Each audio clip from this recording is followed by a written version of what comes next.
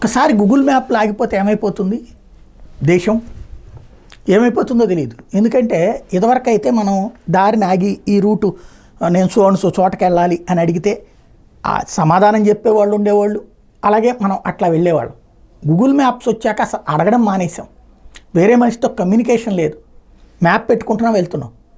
Google పట్టుకుని వెళ్తే గోదాట్లోకి వెళ్ళిపోతామని తెలిసినా అవి చిన్న సంఘటనలే, అంటే కోట్లల్లో 1-2 సంఘటనలే, కానీ మిగతా వాళ్ళందరూ వినియోగించుకుంటున్నాం అన్నటువంటి రూట్లోనే సాగుతున్నటువంటి పరిస్థితి. అయితే ఈ గూగుల్ మ్యాప్లు వాడే వాళ్ళకి ఎదురవుతున్నటువంటి ఇండియాలో ఎదురవుతున్న సమస్యల పరిష్కారానికి ఇప్పుడు గూగుల్ ముందుకు వచ్చింది, కొత్త కాన్సెప్ట్లు తీసుకొచ్చింది. నెంబర్ 1 గిఫ్ట్ ఏంటంటే ఎలక్ట్రిక్ మోటార్ వెహికల్స్ ఎక్కువ వాడుతున్నారు, 2 వీలర్లు. అవి వాళ్ళకి ఈ ఎలక్ట్రిక్ ఈవీ స్టేషన్స్ ఏవైతే ఉంటాయో వాళ్ళతో టైఅప్ పెట్టుకుంది గూగుల్. ఇకపైన మనం మ్యాప్ పెట్టుకుని వెళ్తే ఎక్కడ దగ్గరలో ఎలక్ట్రిక్ ఛార్జింగ్ స్టేషన్ ఉందో చూపెడుతుంది. ఇది నెంబర్ 1 గూగుల్ తీసుకొచ్చినటువంటి ఒక మంచి కాన్సెప్ట్.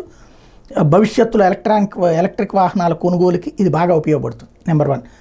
నెంబర్ 2 వచ్చేటప్పటికి ఏదైతే ఈ ఫ్లైఓవర్లు ఉంటుంటాయి అక్కడ మ్యాప్ ఇట్లా స్ట్రైట్ అని చూపెడుతుంది.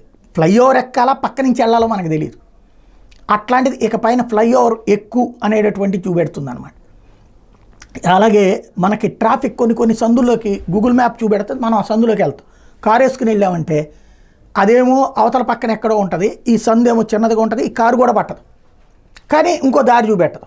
కాబట్టి అక్కడ ఇబ్బంది పడేవాడు. ఇప్పుడు అట్లా కాకుండా సందు చిన్నది ఉంటే కనుక అది ఆర్టిఫిషియల్ ఇంటెలిజెన్స్ ద్వారా అది చిన్నదిగా ఉంది లేదా ట్రాఫిక్ ఎక్కువగా ఉంది లాంటిది కూడా సమాచారం అందించేటటువంటి విధానాన్ని ఏర్పాటు చేసింది.